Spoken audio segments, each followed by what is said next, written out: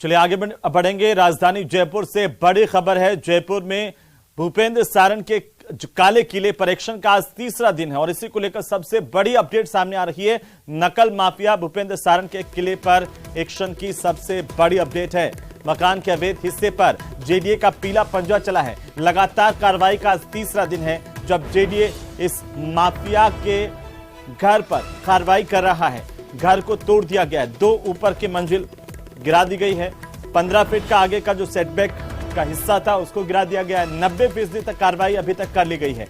JDA के प्रवर्तन दस्ते की कार्रवाई आज तीसरे दिन भी जारी है। जेडीए के मुख्य नियंत्रक प्रवर्तन रघुवीर सैनी ने जानकारी दी है कि करीब 90% तक कार्रवाई पूरी हो चुकी है ताकि भूपेंद्र सारण के पड़ोसियों को नुकसान नहीं पहुंचे। इसके लिए बाकायदा पूरे एहतियात बरते गए थे और जैसे कि जेडीए के ट्रिब्यूनल कोर्ट की तरफ से ये कहा गया था कि एहतियात बरता जाए जिसमें पड़ोसियों को किसी तरह का नुकसान नहीं हो। पेंट हाउस है, ऊपर के 2 फ्लोर है जिनको तोड़ा गया, जिनकी छतों को तोड़ा गया। मकान के आगे का 15 फीट का हिस्सा तोड़ा जा चुका है। घर के 8.3 फीट का पीछे का जो हिस्सा है वो सेटबैक का हिस्सा है, उसको भी तोड़ा जा चुका है करीब करीब। और अलग अलग कैमरों के साथ तस्वीरें देखिए आपके टीवी स्क्रीन पर। ये तस्वीरें हैं। सबसे बड़ी कार्रवाई है किसी माफिया पर, पेपर लीक के मास्टरमाइंड पर। अब तक की इसे माना जा सकता है एक आलीशान मकान जिसे नेस्तनाबूद कर दिया गया है, तोड़ दिया गया है। जो हिस्सा जो पूरी तरह से अवैध था उसे तोड़ा गया। कैमरा 1, 2, 3, 4 और 5वीं तस्वीर आपकी टीवी स्क्रीन पर।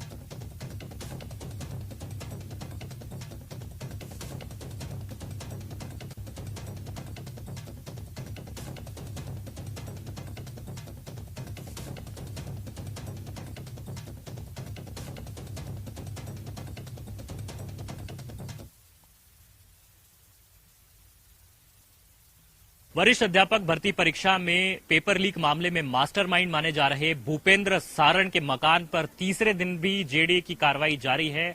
तस्वीरों के जरिए आपको दिखाना चाहेंगे कि किस तरह से यहां पर जो पीछे का जो हिस्सा है जिसमें कि सेटबैक 8.3 फीट छोड़ा जाना था वो नहीं छोड़ा गया था।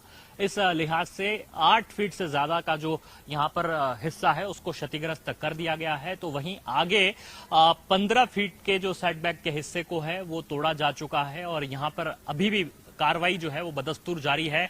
अब जो है बड़ी मशीनों के बजाय अब हैमर के जरिए मैनुअली जो काम है वो यहां पर संपादित किया जा रहा है क्योंकि पॉकलैंड मशीनें और जेसीबी मशीनों के जरिए बड़ा निर्माण जो है उसको धराशाही किया जा चुका है और अब केवल जो है हैमर के थ्रू और जो यहां लोखंडा मशीनें आती हैं उनके जरिए जो छतों को तोड़ने की जो कार्रवाई है वो अब संपादित की जा रही है। जो सबसे आखिरी छत है उसको यहां पर तोड़ दिया गया है। लगभग काम यहां पर पूरा होने वाला है और इसके बाद में दूसरी मंजिल की जो छत है उसको भी तोड़ा जाएगा और कुछ भी नहीं बचेगा यहां पर, आप यकीन मान के चलिए, क्योंकि ये जो कार्रवाई हो रही है उसने उस किले को यहां पर क्षतिग्रस्त कर दिया है जो किला काफी मजबूती से बनाया गया था। और इस किले को बनाने के लिए यहां पर जो भूपेंद्र सारण है उसने उन बेरोजगारों के सपनों का सौदा किया था। तो ऐसे सौदागर के इस मकान को उजाड़ दिया है जेडीए ने और अब इसे वीराने में, खंडहर में तब्दील कर दिया है।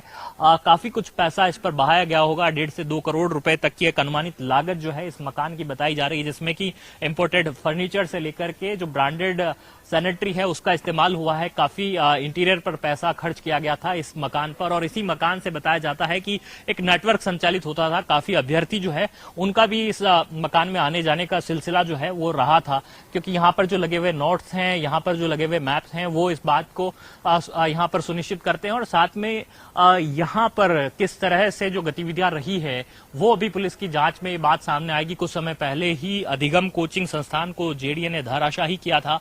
तो वहीं बिल्डिंग बायलॉज का जो उल्लंघन कर रहे भूपेंद्र सारण के इस परिवार के इस मकान को यहाँ पर जेडीए जो है वो नेस्तनाबूद करने पर अभी कायम है। और साथ ही में जो जेडीए ट्रिब्यूनल का जो फैसला था जिसमें कहा गया था कि केवल वैध निर्माण को यहां पर रखा जाए और अवैध निर्माण जो है उसको हटा लिया जाए। तो ऐसे में ये सावधानी बरतते हुए और इसके साथ में जो तमाम जो यहां पर पड़ोसी हैं उनके मकानों को किसी तरह से क्षति नहीं पहुंचे इस बात को ताकीद रखते हुए जो यहां पर मैनुअली काम है अब वो किया जा रहा है और आज शाम तक ये लगभग काम पूरा हो जाएगा। और इसके बाद में जो जेडीए है वो इस मकान की जो रिपोर्ट है वो जेडीए ट्रिब्यूनल को सौंप देगा कि किस तरह से उन्होंने जो अपना काम है वो यहां पर संपन्न कर दिया है। लेकिन लेकिन फिलहाल जो है अभी ये कहा जा सकता है कि तीसरे दिन में ये कार्रवाई लगभग पूरी होने आई है। 95% जो काम है वो यहाँ पर संपादित हो चुका है और जो मलबा है अब केवल और केवल उसको उठाने का काम यहाँ पर बाकी रह जाता है। और ये जो आप देख रहे हैं जो मकान यहाँ पर जो बना हुआ है भूपेंद्र सारण का, वो मकान अब लगभग खंडर जो है वो आपको नजर आ रहा है, भूतिया किले के तौर पर अब इसको आप कह सकते हैं, जिसमें कि अब रहने के लायक ये जगह अब यहाँ पर रही नहीं है। तो ऐसे में उन जो अभ्यर्थियों को जरूर एक छोटी सी दिलासा जो है वो यहाँ पर सरकार ने एक मैसेज देने की कोशिश इसके जरिए की है कि जो अभ्यर्थी यहाँ पर परीक्षाओं की तैयारी कर रहे थे और उनके साथ में उनके भविष्य का खिलवाड़ करने वाले ऐसे लोग हैं, उनको इस तरीके से एक संदेश दिया गया है कि अगर इस तरह की कार्रवाई वे करते हैं तो सरकार भी अपने फैसले पर अडिग रहती है और अवैध अतिक्रमण करने वाले और अवैध जो नेटवर्क चलाने वाले लोग हैं उनको किसी तरह से नहीं बख्शा जाएगा। कैमरा पर्सन यासीन के साथ महेश दाधीच, न्यूज़ 18 जयपुर।